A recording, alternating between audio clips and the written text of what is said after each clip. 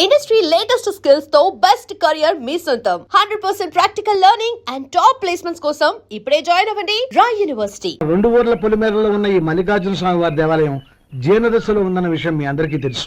ఇన్నాళ్ళు మీ ఊరు వాళ్ళు పట్టించుకుంటారని మా ఊరి వాళ్ళు, మా ఊరి వాళ్ళు పట్టించుకుంటారని మీ ఊరి వాళ్ళు దీన్ని ఇలా వదిలేశారు. ఈ గుడి మీ ఊరికి ఎంత ముఖ్యమో మా ఊరికి అంతే ముఖ్యం. కాబట్టి మన ఇరు గ్రామ ప్రజలు కలిసి దాన్ని బాగు చేయించి కుంభాభిషేకం చేయించాలనే సదుద్దేశంతో ఒక కమిటీని ఏర్పాటు చేశాం. ఈ కమిటీలో రెండు గ్రామాలకు సంబంధించిన ప్రముఖులు ఉన్నారు. కమిటీ ప్రెసిడెంట్ గా ఎవరిని ఎన్నుకోవాలనే విషయంలో శ్రీ గోపాలరావు గారి పేరు, శ్రీ లక్ష్మీపతి గారి పేరు పరిశీలనలోకి వచ్చాయి. అందువలన మేమందరం బాగా ఆలోచించి తర్జన భర్జనలు చేసిన మీదట శ్రీ గోపాలరావు గారే అన్ని విధాలా ప్రెసిడెంట్ పదవికి అర్హులని ఈ కమిటీ నిర్ణయించడం జరిగింది. అంచేత ఈ ఉభయ గ్రామ ప్రజలు శ్రీ గోపాలరావు గారికి ఉదారంగా విరాళాలు అందజేసి ఈ శుభకార్యాన్ని జయప్రదం చేయవలసిందిగా కోరుతున్నాం. ఏంటి ఇంకా రాలేదా? ఏంటయ్యా టైం 10 అవుతోంది. బోర్డు మీద 10 గంటలను రాసింది. మీ డాక్టర్ ఇంకా రాలేదు. అసలు మీ డాక్టర్ కి టైం సెన్స్, పంక్చువాలిటీ ఏమైనా ఉన్నాయా? ఇంతకీ మీరెవరండి? నేను డాక్టర్ అమ్మని. ఓహో, మీరు డాక్టరేనా? డాక్టర్ అంటే డాక్టర్ని కాదయ్యా, డాక్టర్ని చేసుకోబోయేదానని అర్థం. అవును, నువ్వెవరు? నేను ఇక్కడ టోకెన్ ఇస్తుంటానులేండి. తప్పుకోవయ్యా. అవును, మీ డాక్టర్ కి ఎవరో అన్నయ్య ఉన్నాడంట కదా, ఎలాంటోడు? ఎలాంటోడంటే అదేనయ్యా, చాలా కోపిస్తుంది విన్నాను. ఎందుకని అడుగుతున్నారు? ఎందుకంటావేంటయ్యా? ఆ అన్నయ్య మాట వినగానే మీ డాక్టర్ గడగడా ఉణికిపోతాడు. అసలు డాక్టర్ చదివే తమ్ముణ్ణి అలా భయపెట్టచ్చా? తప్పు కదా? తప్పేనండి. కాని కాని నాకు మీ డాక్టర్కి పెళ్ళవని ఆ అన్నయ్య సంగతి అప్పుడు చెప్తాను. ఏం చేస్తారండి? ఏం చేస్తానా, సంవత్సరం తిరగకుండానే కవల పిల్లల్ని కని వాళ్ళ అన్నయ్య చేతిలో పెడతాను. వాళ్ళకి 5 సంవత్సరాలు వచ్చేసరికి ఆయన్ని బాగా మొట్టికెళ్ళేస్తారు. అలా నా కసి తీర్చుకుంటాను.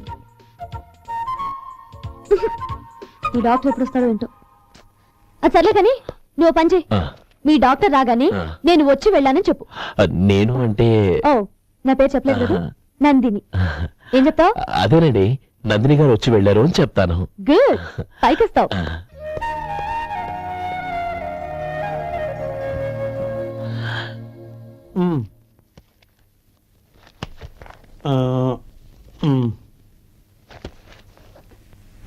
దీంతో మొత్తం 4,98,200 అయ్యాయి. పోతే నువ్వు ఇచ్చినంత ఇవ్వలేకపోయినా ఈ దైవకార్యానికి నా వంతు చందా 1800. దీంతో మొత్తం 5 లక్షలు పూర్తి. సరేరా, నేను ఈ డబ్బు తీసుకుని పట్నం వెళ్ళి బ్యాంక్ లో వేసి వస్తాను. అలాగే, నేను నీతో వద్దాం అనుకున్నాను రా, అనుకోకుండా సాయంత్రం ఇన్స్పెక్షన్ వచ్చింది. పర్వాలేదులే, వెళ్ళొస్తాను.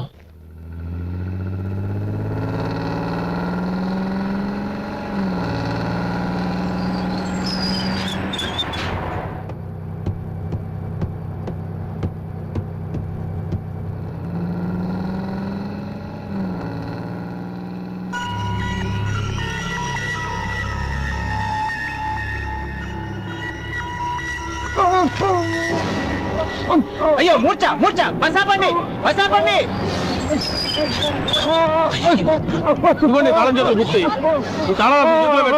ప్రయోజనం లేదు. 4 కలుసుకోకుండా పళ్ళ మధ్య పెట్టడానికి గట్టిగా ఎదుర్కొంటే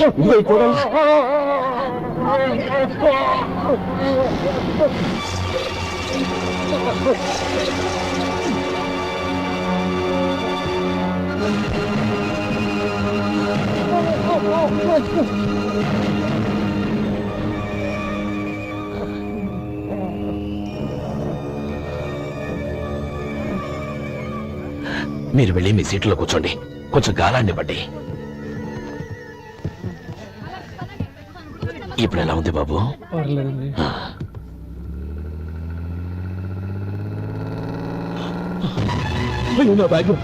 నా బ్యాగ్ ఎవరైనా చూసారా? అందులో 5 లక్షలు ఉన్నాయి. వెంటనే బస్తాపండి, ఎవరిని కింద దిగవద్దు, అందరినీ చెక్ చేయండి. నా అంచనా తప్పు కాలేదు. వాడి మంచితనమే వాడిని దెబ్బకు మన వాళ్ళని పంపించి గుడి తాలూకు డబ్బు కొట్టేశాడని పోలీస్ కంప్లైంట్ ఇవ్వండి. ఇప్పుడు ఆ స్టేషన్ ఎస్ఐ వాడి తమ్ముడు. వాడే వెళ్ళి వాడి అన్నయ్యని అరెస్ట్ చేసి వీధుల్లో నడిపించుకు తీసుకురావాలి. అది నేను కళ్ళారా చూడాలి, మనసారా సంతోషించాలి. అయ్యా గోపాలం గారు మీరు దేవస్థానం సొమ్ము దొంగిలించారని ఎవరో పోలీస్ కంప్లైంట్ ఇచ్చారంట. మిమ్మల్ని అరెస్ట్ చేయడానికి మీ తమ్ముడు గారు వస్తున్నారు.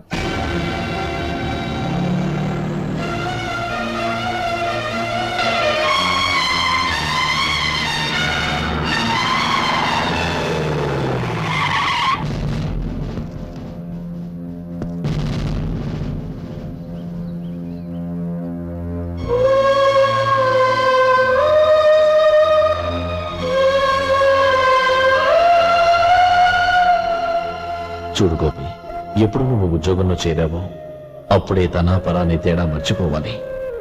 నేరం చేసిన వాడు నీ తమ్ముడైనా అన్నైనా సరే శిక్షించాల్సిన బాధ్యత నీది. అదే నువ్వు నీ ఉద్యోగానికి ఇచ్చే గౌరవం.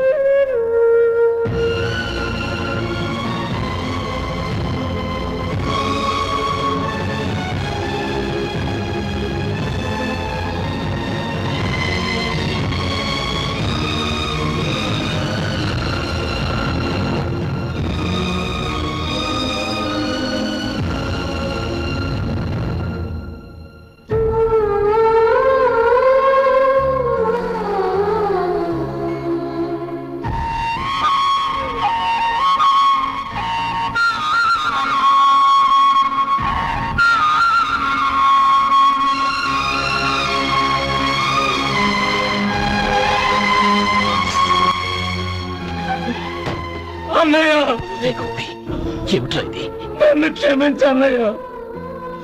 నేను కోరి ఉద్యోగుల చేతులు మాట్లాడమే, కానీ ఇలాంటి పరిస్థితి ఎదురవుతుంది అనుకోలేదు. నా ఒంట్లో ప్రతి రక్త పట్టు నీ భిక్షానన్నయ్య. నిన్ను అవమానపరిచి ఉద్యోగం నిలబెట్టుకునే బదులు నా ప్రాణాలను వదులుకుంటారు, కానీ ఈ పని మాత్రం చేయలేనన్నయ్య.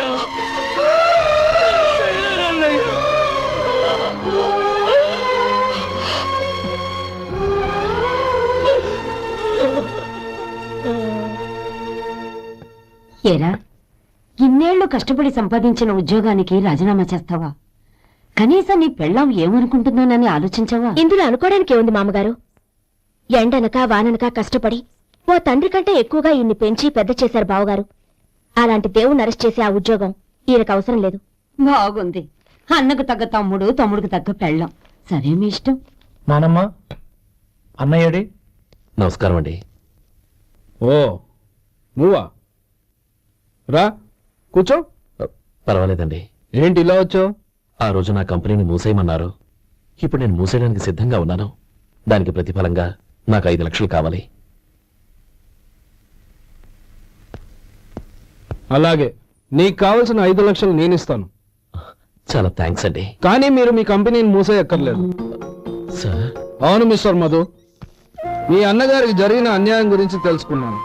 మీ కుటుంబం గురించి కూడా విన్నాను. సహజంగా అందరూ ఐకమత్యానికి ఉదాహరణ రామలక్ష్మణులు అంటారు. కానీ ఆ రామలక్ష్మణులు ఎలా ఉంటారనేది పుస్తకాల్లో చదవడం తప్ప ఎవ్వరూ చూడలేదు. మీ అన్నదమ్ములను చూస్తే ఆ రామలక్ష్మణులు ఇలాగే ఉండేవారేమో అనిపిస్తుంది.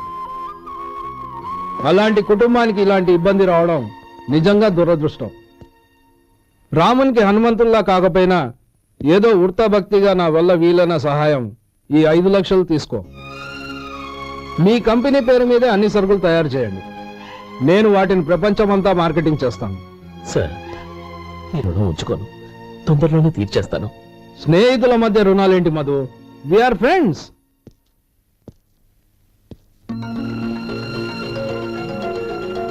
ఏంటో అక్కడ ఆగిపోయావు? రా. నువ్వు మీ అన్నయ్యని అరెస్ట్ చేయడానికి అట్టెళ్ళావు, ఆయన లొంగిపోవడానికి ఇటు వచ్చారు. అవును, యూనిఫామ్ చేత్తో పట్టుకొచ్చావేంటి? సార్, నేను రే, ఈ మాత్రం దానికే బెదిరిపోయి ఉద్యోగం వదులుకుంటావా? నువ్వు ఇలాంటివి ఎన్నో సమర్థవంతంగా ఎదుర్కోవాలి. నిన్ను నేను ఎస్పీగా చూడాలి. అది కాదన్నయ్య. ఇంకేం మాట్లాడుకో. ఇన్స్పెక్టర్ గారు, నన్ను లాకప్ లో పెట్టండి. ఆగండి సార్, ఆ డబ్బు ఎక్కడికి పోలేదు. నేనే తీసి జాగ్రత్త చేశాను. ఈ విషయం అన్నయ్యకి తెలియక బ్యాగులో డబ్బు కనబడకపోవడంతో అది పోయిందనుకున్నాడు. నేను పట్నం నుంచి వచ్చేసరికి జరిగిన గొడవంతా తెలిసింది. రే మధు, జరిగిన దానికి నన్ను క్షమించనయ్యా. ఇంటికి వెళ్ళాక అన్ని వివరంగా చెప్తాను. సార్, ఇదిగోండి 5 లక్షలు. ఇది కమిటీ వాళ్ళకి అప్పగించి ఈ కేసు కొట్టేయండి సార్. భలే వాడివయ్యా, తీసినప్పుడు ఒక మాట ఆయనతో చెప్పుండొచ్చుగా. అనవసరంగా పెద్ద స్టేషన్ వరకు రప్పించావు. Sorry sir. అన్నయ్య మీరు ఇంటికి వెళ్ళండి, నేను లెక్క అప్ప చెప్పేసి వస్తానండి. అలాగే. ఎలా దెబ్బ కొట్టాలన్నా కుదరటం లేదు. అయినా వీళ్ళకు రుణపళ్ళంగా 5 లక్షలు ఎలా వచ్చాయి? అదే బావా, నాకు అర్థం కావటం లేదు. నీకు అర్థమైతే ఆశ్చర్యపడాలి గాని అర్థం కాకపోతే ఆశ్చర్యమేముంది? Useless fellow.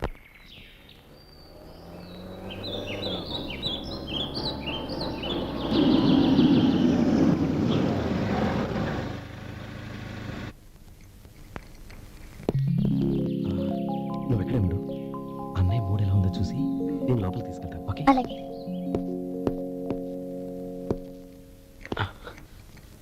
అన్నయ్య ఏంట్రా?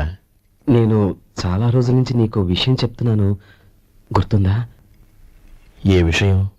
అదే అన్నయ్య, నేను ఓ అమ్మాయిని లవ్. ఓహో, లవ్ చేస్తున్నావా? ఆ విషయం నువ్వు నాకెప్పుడు చెప్పావురా? ఊళ్ళో అందరూ అనుకుంటుంటే నేను విన్నాను. సారీ అన్నయ్య, నీకు చాలాగా చెప్పాలనుకుంటున్నాను కదా, అందువల్ల చెప్పేశానేమో అనుకున్నాను. ఓహో, ఆ అమ్మాయి వచ్చిందన్నయ్య, బయట నిలబడి ఉంది. బయట నిలబెట్టడం ఏమిట్రా, లోపలికి తీసుకురా. అలాగే అన్నయ్య. ఏయ్, అన్నయ్య మంచి మూడ్లో ఉన్నాడు, రా. కమ్.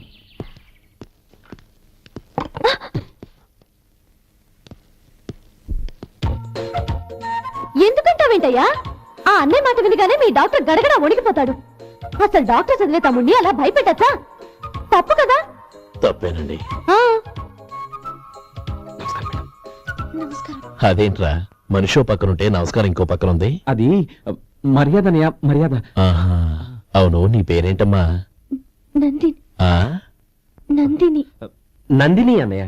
ఏ, ఆ ముఖతను చెప్పలేదా? పెద్దలంటే మహాగౌరవం అన్నయ్య. మేమిద్దరు ఇంత క్లోజ్ ఫ్రెండ్స్ కదా, ఆయన నాతో కూడా ఎక్కువ మాట్లాడదు. ఓహో, కదా? నాకు మీ డాక్టర్కి పెళ్ళవని, అప్పుడు అన్నయ్య సంగతి చెప్తాను. ఏం చేస్తానండి? ఏం చేస్తానా? సంవత్సరం తిరగకుండానే కవల పిల్లల్ని కని వాళ్ళ అన్నయ్య చేతిలో పెడతాను. వాళ్ళకి 5 సంవత్సరాలు వచ్చేసరికి ఆయన్ని బాగా ముట్టిగలేస్తారు. అవును, అమ్మాయి మోహం చూడకుండా నిర్ణయం తీసుకోనరా? తలెత్తు. ఏం చెప్తావు? అదేనండి, నందిని గారు వచ్చి వెళ్ళారని చెప్తాను. గుడ్, పైకొస్తావు. ఏమి మీ అన్నయ్య? అవును, నందిని ఏమైంది? ఎందుకు ఏడుస్తున్నావ్? ఈయన మీ అన్నయ్యని తెలియక తెలియక హాస్పిటల్ దగ్గర మర్యాద లేకుండా దురుసుగా మాట్లాడాను. ఆయన ఈ పెళ్లి ఒప్పుకోరు. అలాంటి చిన్న చిన్న విషయాల్ని మా అన్నయ్య పట్టించుకోడు. అయినా నేను కన్విన్స్ చేస్తాను కదా. ఆయనకంత అవమానం జరిగాక ఎందుకు కన్విన్స్ అవుతారు? చూడు, నువ్వు వేరే పెళ్లి చేసుకొని నీకు పుట్టబోయే బిడ్డకు నా పేరు పెట్టుకో. నేనే నుయ్యగుయ్య చూసుకుంటాను. అదిగో ఆ చూపు చూడు, ఆ చూపు ఒకలా ఉంది. నందిని నా మాట విను ప్లీజ్. రే శేఖర్, ఆ అమ్మాయి చెప్పింది నిజమే. తనని ఎప్పుడైతే హాస్పిటల్ దగ్గర చూశానో అప్పుడే నేను నిర్ణయానికి వచ్చేసాను.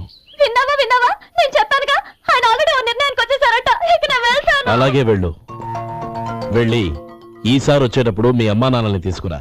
ముహూర్తాలు ఎప్పుడు పెట్టుకోవాలో నిర్ణయించుకుంటాం. అర్థం కాలేదా? నువ్వే మా వాడికి సరైన చోటి. అదే నేను తీసుకున్న నిర్ణయం. థ్యాంక్ యూ బావగారు, నన్ను ఆశీర్వదించండి. లేమ్మా, శీఘ్రమే కళ్యాణ ప్రాప్తి రస్తు.